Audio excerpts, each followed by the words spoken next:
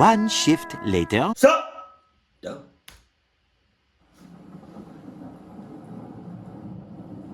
Wrong number? Hell out of here. Click. The story takes place a long time ago. It wasn't before cell phones, but it was before cell phones were an everyday thing. I mostly just used my home phone, and there was speed dial, but more times than not, you would have to dial the whole number every time you wanted to call somebody. Well, the story was on a Friday night, and I was home with my sister. We were both in high school at the time, and our parents were gone for the night with friends. We always liked to order pizza when our parents were gone, and there was this one spot in particular that was our favorite. My sister asked me to call, and I dialed the number. Apparently, when I was dialing, though, I messed something up, but I didn't realize it. A male's voice answered, saying, "Hello?" He sounded kind of confused, like he was wondering why I called. It seemed odd, but I said that I was calling to order a pizza. The guy responded, saying, "Okay." I went ahead with my order of a large pepperoni pizza. The guy just said, "Okay, what's your address?" I gave him my address, and he then said, "Okay." It was kind of awkward, but we then said bye and hung up. My sister and I went into the living room and started watching TV, waiting for the pizza to get there. We had the money and tip on the counter waiting as well. About 20 minutes went by. We were getting really hungry and hoping that the pizza would be there soon. I happened to go over and look out the window, just out of curiosity. Then I saw a car coming down the street, very slowly. When I saw it come to a stop in front of our house, I told my sister that the pizza was here. She got excited and ran to get the money. I expected the car to pull into our driveway, but it drove a little bit past our house. I also noticed that there was no pizza delivery thing on top of the car. "Wait," I told my sister. The car then parked on the side of the road a little ways in front of our house. I watched the driver's door open and a man walk out. He began walking in the direction of our house, but he wasn't holding a pizza. I asked my sister to come and look, and she joined me at the window. We both watched the man walk into our front yard towards our front door. When he got closer, we both noticed that he was wearing a ski mask. When we noticed that detail, we ducked down at almost the exact same time. I was wondering what was going on. About 5 seconds later, there was a knock at the front door. My sister and I were whispering to each other, wondering who this guy was. After a few seconds of us not answering the door, he knocked again. Then, we heard a voice say, "Pizza delivery." We knew this was clearly not a pizza delivery. We were not going to answer. About 30 seconds went by with nothing. Then, he knocked again and said, even louder than before, "I'm the pizza guy with your pizza." He then knocked once more and said, "Open up." We were not going to, and we tried to be as quiet as we could. My sister and I were literally laying on the carpeted floor of our living room, trying not to make a sound. After maybe 2 or 3 minutes, he knocked again. Then, finally, we heard him walking away. I quietly went back to the couch and peeked out the window very carefully. I saw the man get back into his car and drive away. After my sister and I discussed what on earth just happened for a while, we decided to call the pizza place again. This time, we got the number correct, and we realized what had happened. We ordered the pizza for real and got it a short time later. I'm not sure what number exactly I called the first time, but whoever I called decided to pretend to be a pizza delivery man with a ski mask on. To this day, I still wonder what his intentions were. What would have happened if my sister or I opened the front door? I'm really glad that we didn't. You know exactly what would have happened. Stop playing. There was no pizza in sight. Talking about pizza? What? Several years ago, I was the victim of a wrong number call. My cell phone rang at about 9 p.m. at night. I was at home and by myself. I lived with a roommate in a 2-bedroom house in a suburb of a major city. When I looked at my phone, it had a number, but I didn't recognize it.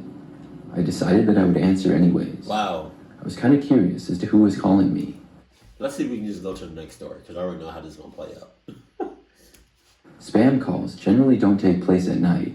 There was a slim chance it was somebody that I knew. When I accepted the call, I put the phone to my ear and asked who it was that was calling. At first, nobody said anything on the other end of the line. There was just silence. I repeated myself. After that, there was a few more seconds of silence. I was just about to hang up on them when somebody finally spoke. I could hear that it was a man's voice, but it sounded kind of raspy, almost as if they were trying to disguise their voice. They said, "Is this Jake?" I said, "No," and I thought they had the wrong number. The person responded saying no. Then they asked, "Who is this?" What? I didn't give my name, but I said once more that I didn't know anybody named Jake and they should dial the number again. The person didn't respond, but I heard them breathing heavily. I then hung up on them. This call was pretty creepy in itself, but it doesn't end there. The very next night, and even I was just thinking, since you on that cluck shit, you talking about, hello, is this Jake? I'm like, no, but you got 7 days to live, and I would have hung up. time of about 11 p.m., I got a call once more from a random number. I picked up, and after I said hi, whoever was on the other end hung up on me, only to call back about 10 minutes later. When they called back, they once again hung up, only about 5 seconds after I answered the phone. I decided to text the number and ask who it was because they kept calling me.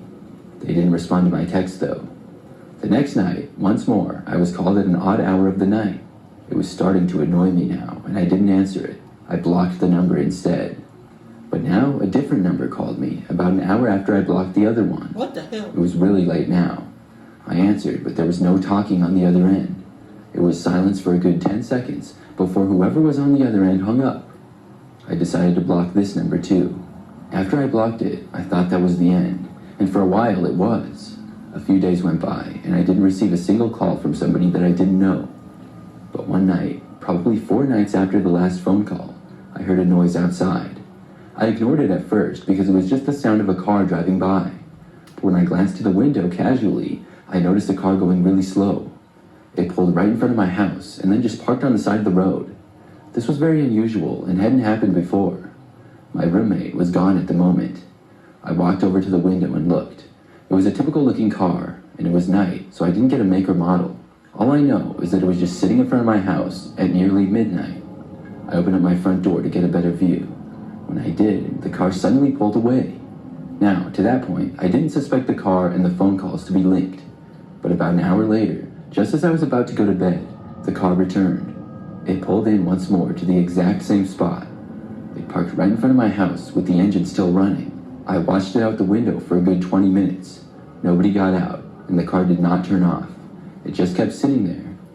I didn't want to go to bed with the car parked there like that. I also didn't think I could call the police for a car just parked on the street. Yes, you can. I walked over and opened my front door again. Looking back, I don't know what I was going to do. I certainly did not want to approach them. But when I opened up the front door, the car sped away again. Some time went by, and I didn't see the car again, so I went to sleep. After that night, I never noticed the... You not approaching a car, but you opening up the front door, that's the same thing. Parking in front of my house after that, and I never got another call either. I still think it was the same person, but what they were doing, I don't know. They're probably getting one off. How you gonna stare at a car for 20 minutes? Jesus. Just last week, I tried to call my friend Alex, but got the wrong number. She had literally just gotten a new phone, service plan, and number. She didn't immediately give me the new number though, and I had to get it through our mutual friend Josie. When I dialed, somebody picked up, but it certainly wasn't So Josie's the one. Josie is that's the middle person. That's, yeah. Alright, bet. So Josie is the one that's trying to get your ass. It was a man's voice. I asked who it was, and the person said that I had the wrong number and then hung up on me. I redialed Alex's number more carefully this time so that I wouldn't get it wrong again. This time, Alex didn't pick up either. Nobody did, and I left her a message letting her know that it was me who called her and for her to add me to her new phone. About an hour later, she texted me back. We texted back and forth for a little while, and Alex asked me if she could come over to my place the next night. That's her? For real? It's cap. Dude, nah. No, I don't believe it.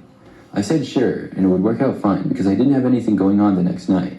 When the next night arrived, Alex texted me saying that she was coming over.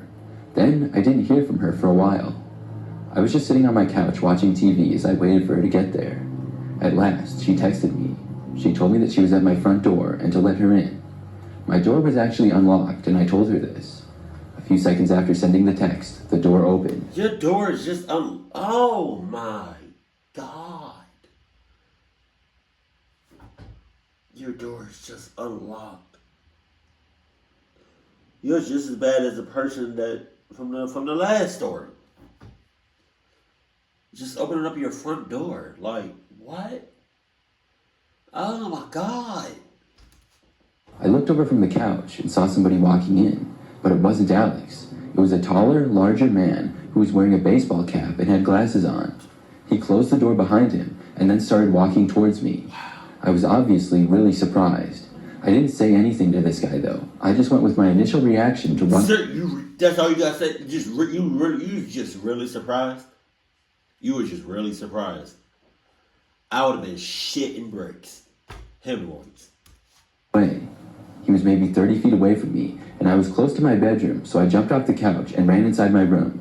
I then shut the door and locked it. Within 5 seconds, he was at the door on the other side. He tried opening it, and when it wouldn't open, he started saying my name. Maya, open the door. I screamed that I was calling the police. The guy tried opening the door again, and then started pressing on it. I began dialing 911. I didn't care if he heard what I was doing, but he seemed desperate to try to stop me. You know what'd be crazy and really, really funny? Is if the police came, the guy was there, she was there, and the girl just explained the whole situation, right? Like, she explained the whole situation to the cops. And as she's telling the cops what's going on, they're getting ready to handcuff the guy. You're like, sir, you're coming with us. Proceeds to walk, get him almost in handcuffs. She's still talking, and she says, I leave my door unlocked, most of the time. And right before they handcuff him, they get off of him, go to her, and handcuff her off some clock shit. Because your door was just unlocked just because? God. He then walked away from the door, and I was hoping that he was leaving. I began speaking with the 911 operator, letting them know what was going on. But only a few moments later, the man returned, and I started hearing loud bangs on my door. He must have been trying to break the door down. I of course mentioned this on the phone, and I was not going to hang up the call until the police arrived. As the bangs on the door got louder, I moved into the back corner of my bedroom and into the closet. Luckily, my closet had a door on it, and it was big enough for me to go inside. The door didn't lock though, but it still made me feel a lot safer. I could still hear the guy, and he wasn't letting up. I was sure that he was going to break the door down. At last, I stopped hearing the banging, and I heard some commotion in the main part of my apartment. The police must have arrived. I couldn't hear all that well because I was still hidden in my closet. I was surprised by how fast the police got there. It was probably like 3 or 4 minutes total. I finally emerged to see several officers in my room and others in my apartment. They had arrested the guy, and I saw that my bedroom door was heavily damaged. Thankfully, it held up just enough. I later found out that the guy had stolen my friend Alex's phone. I had never dialed the wrong number after all. It was right. I just reached the person that stole her phone. He had been texting me pretending to be Alex as well. Alex was able to get her phone back, and I will have to get my door replaced. So, do you still pay for that? Or, I don't know. You know what? Just forget Alex. Forget Josie. They both was in cahoots. Just be by yourself. Ain't nothing wrong with that. Only thing is, you can't really trust yourself nowadays. You could be in cahoots. You could be in cluck ass. You could be in sassoos.